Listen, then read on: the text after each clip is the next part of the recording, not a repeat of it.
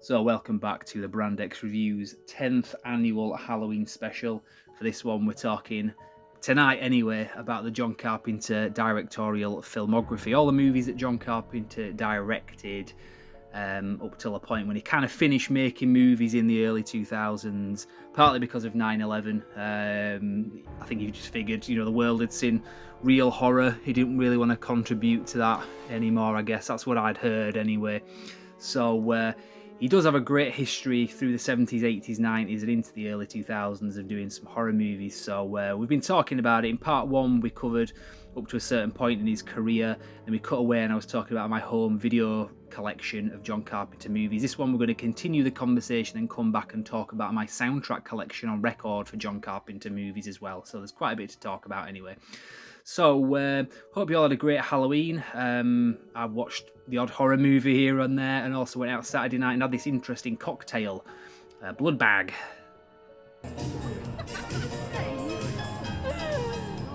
The Blood Bag. Yeah, it cost me about £10 that. Anyway, also I wanted to mention, because this is the 30th anniversary of Ghostwatch, aired on the BBC back in 1992, you might remember that. I've done a few videos talking about this on the channel, and I wanted to mention this year, but I wasn't quite sure how I was going to fit it in. So I was thinking of mentioning this, maybe doing its own video for the 30th anniversary, but I was thinking it's kind of difficult because there's not really been anything new to talk about here. Until earlier today, October 31st, Halloween, the 30th anniversary, I just happened to be in Leeds HMV and spotted this Ghostwatch, brand new Blu-ray release, very special edition of some kind. Haven't had a proper look at this yet, but it looks very interesting, so I picked this up. I'm going to do a bonus video this year just to unbox this thing, just to open it up, and we can look at it in finer detail. So you're getting a bonus video after this one, so check back.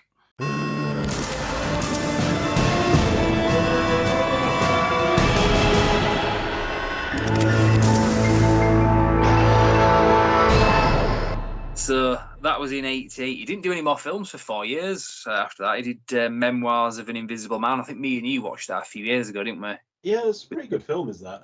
Yeah, with Chevy Chase. I quite like that. Apparently, it was very difficult to work with Chevy Chase. I've heard that multiple times from other films. So I don't think John Carpenter has fond memories of that movie. But it's a bit more sort of superhero type, that film as well, wasn't it? Yes. But yeah, I really like the film. Sam Neill was in it, Daryl Hannah. It's got some pretty funny moments in it as well. So as well as doing horror and kind of adventure, he does comedy pretty well, does John Carpenter as well, in a lot of his stuff. He saw that in his next film, which was kind of like a Tales from the Crypt thing called Body Bags. I don't know if this even was a cinema thing or if it was a TV thing. It felt more like a TV thing to me. It was like 3 short stories like you'd get in Tales from the Crypt, but as a movie.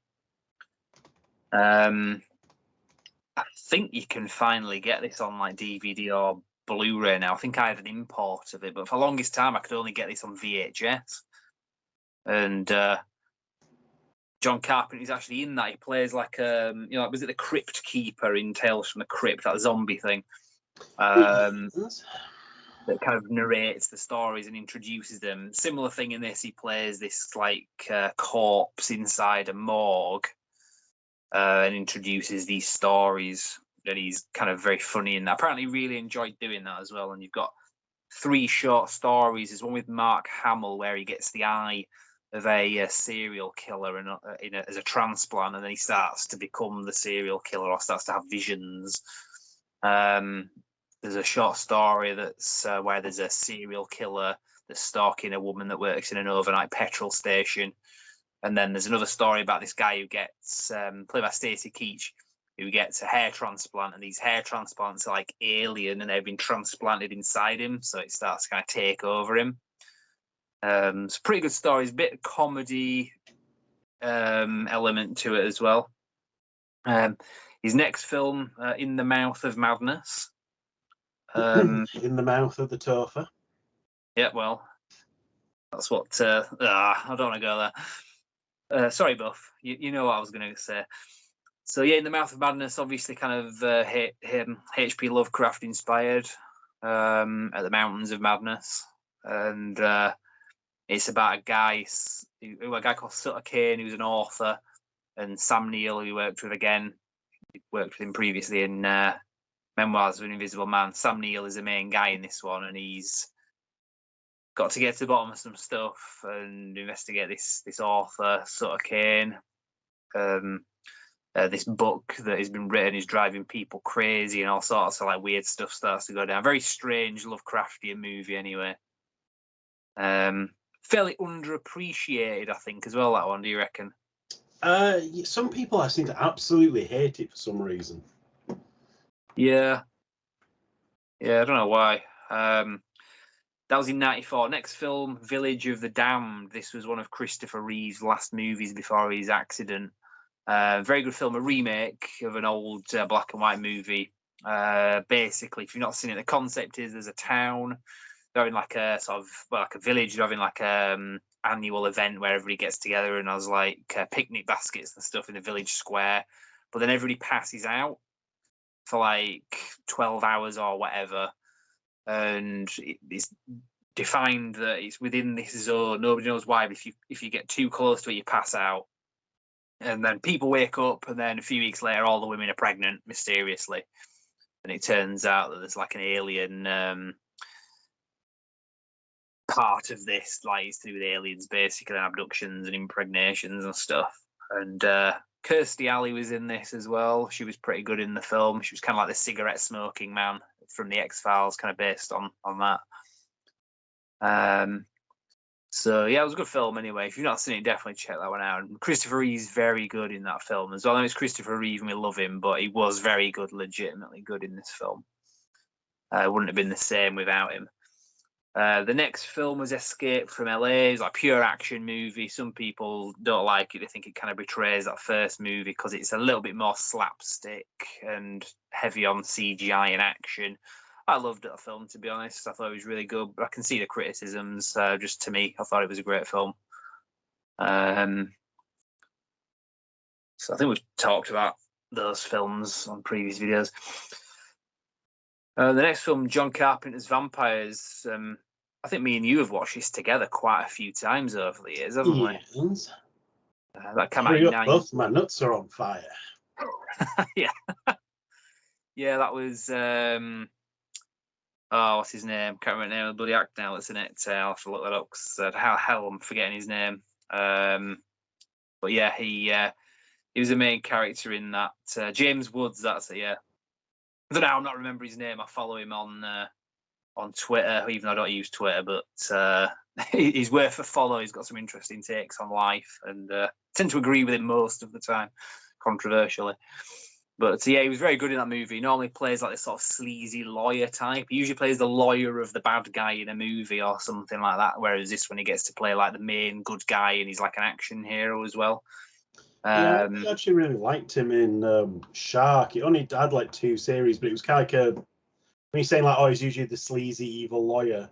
Like the point in that is he kind of was that character. Yeah. But he like defended the wrong guy and he like murdered his wife. And he's like feeling like really fucked up about it, so he kind of joins the prosecutor's side and like goes after like basically the sort of scumbags he would have defended back in the day. Interesting. Yeah, it I'll was have to quite check that out. good series, but like I say, unfortunately, it kind of died after the first like 2 series. It's like, well, shit. Yeah. He's been good in other stuff as well, like Videodrome. That was a David Cronenberg one. So it's not the first like horror movie that he's done with a legit director. But again, off the back of Escape from LA, John Carpenter's Vampires was very action driven, but in a good way.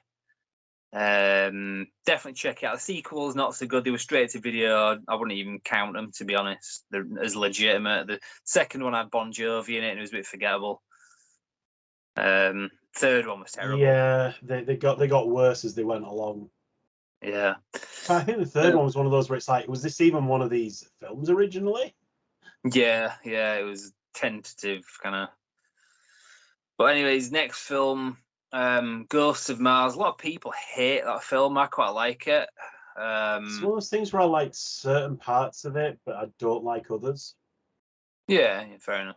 It was one of Jason Statham's first films. I think it was like his first sort of second American film that he'd done. I think he still vaguely had hair in that film as well. Natasha Henstridge was in. Has that got a sequel, by the way? I'm sure somebody mentioned recently that there's a Ghost of Mars sequel or something. If there is, I've not heard of it. I think it was John that mentioned that now. I can't remember, and they said that Natasha Henstridge was in it. Who the hell was telling me that?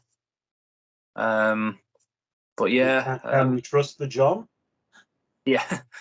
So I mean, it's entirely possible there is. If there is, I've not heard of it. yeah, but whatever anyway. So that was his last film that he did for a long time because 9/11 happened. That was 2001 when that film came out, and I think he just kind of thought, I'm done with horror. Like the world has seen like horrific stuff now. I don't really want to kind of. He wasn't enjoying it anymore after that, which is understandable and I think laudable.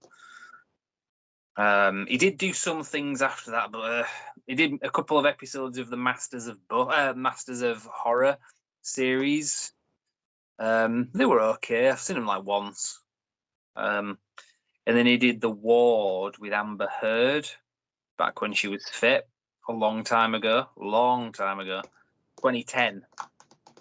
And I didn't like that film. I watched it once and I thought it was a bit crap. And that's it. He didn't do any more films. Mainly known for taking a shitting on somebody else's bed. Yeah, and lying. But yeah, great guy. He's done some other good stuff. Check out his albums. John Carpenter's Lost Themes. There's like 3 volumes of that and a remix album. You can get him on record as well. He's worked with his son Cody as well, and he's done some really good like music that sounds like scores to movies. And he kind of puts it out there that these are scores to movies that you create in your head. So pretty good idea there. And he's done some of the music scores with his son for the new Halloween movies as well. So when it comes to music scores, he did almost all of his own films' music scores as well. So yeah, really good horror director, and thought that was a fitting note to end this Halloween video on for Halloween night. So I'll have to cut it short because we're dragging it on. But any last messages from the core? No, that's I can't think of anything. Yeah, so hope you enjoyed this year anyway. Happy Halloween, everyone. This was a 10th annual. Next year will be the 10th anniversary, so we'll have to do something really special for that. So any ideas, throw them out there over the next year and we'll see what we can do. I've got some ideas of stuff that we're going to do. How about Topher doing a striptease? Do you think we could put that together? Yeah, right. Well, yeah, we'll leave it on that. On that note, happy Halloween, everyone. That's the most scary thing that you could possibly imagine. And sorry, Buff, don't have nightmares. Topher doing the dance of the 7 bellies. Right. Seriously. I'll stop recording now. So, Brand X Reviews, you can like the video if you've not scared you. Topher doing the dance of the 7 bellies. And yeah, we'll see you next time, but not that. So, my John Carpenter record collection, as you can see here, this is all what I've got. It's not going to be a comprehensive review of these. I might do some individual reviews at a later time, and I'll try to keep the glare down to a minimum. But anyway, so we've got They Live soundtrack. This was by Death Waltz Records. Very nice. I got it second-hand, that one. It was a little bit cheap because at the time it was very rare, very expensive to get hold of. Christine soundtrack, not terribly rare. I've seen this one in plenty of places before. This is just the movie score. Pretty cool. As I've said before, John Carpenter does pretty much all the scores to his own movies. Sometimes he collaborates, sometimes he kind of did things by himself. The Fog soundtrack, this is a double LP record. Very nice. Remember that one comes on like green discs. Prince of Darkness, similar deal. This one was done by Death Waltz Records. No, it wasn't. It was done by Monzo. Same thing. Death Waltz Monzo. Yeah. So it comes with this thing down the side of it. Very nice. Very good audio on this one. If you're familiar with the score, it sounds really nice on record. They all do, really, to be fair. Big Trouble in Little China, very similar deal. I'm going to do a proper review of this at some point because there's so much stuff, artwork on the inside of this. It's very nice to look at. But again, I'm just blitzing through these now. Escape from New York, another Kurt Russell one. Very nice score, very nice soundtrack. From memory, this one has some dialogue on there as well. So this is that version, and it's 2 discs. Escape from LA soundtrack. Shirley Walker, who did the soundtrack to the Batman animated series from memory, collaborated with John Carpenter on this one.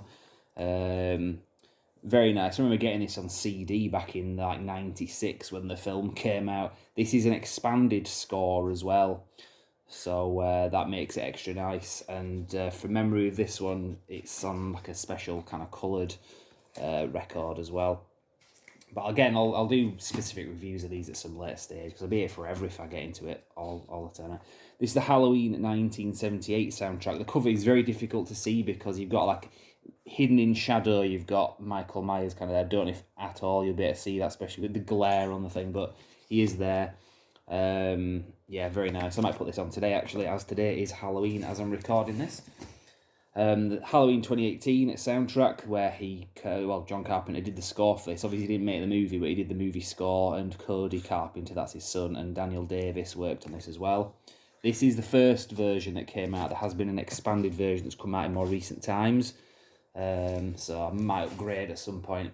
Halloween 3 soundtrack. Again, I could do a full review of this because it's got so many nice things inside it. But I can't really cover that today because of time. But it is a very nice one. Maybe next year, we'll see.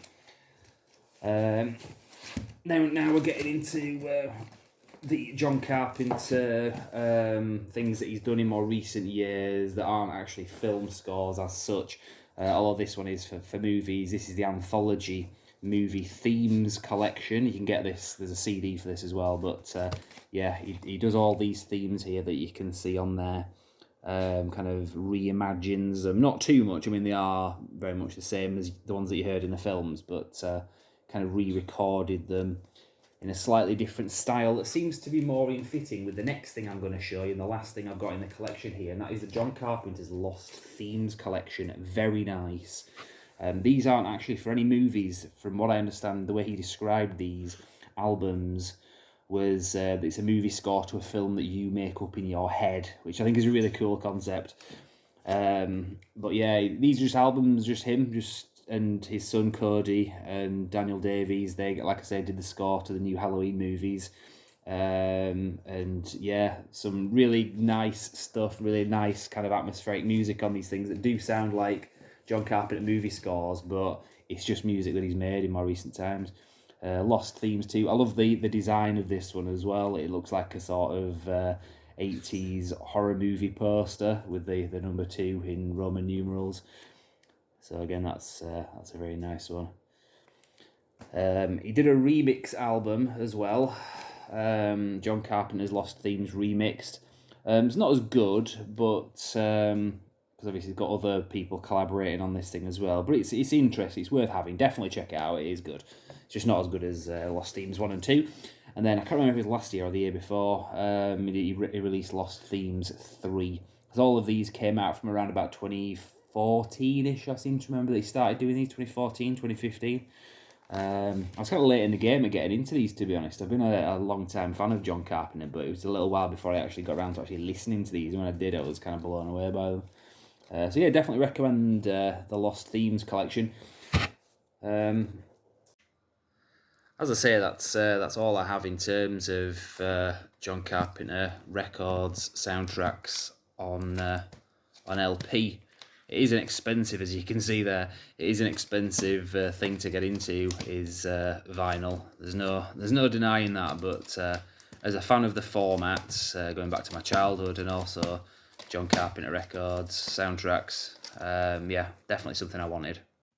Well, thanks for watching that. That was supposed to be the last video, but there is going to be one more bonus video coming tonight. I'm going to hopefully get this up shortly. I'm going to be talking about the recent Ghost Watch Blu-ray release, which only just came out today as I record this.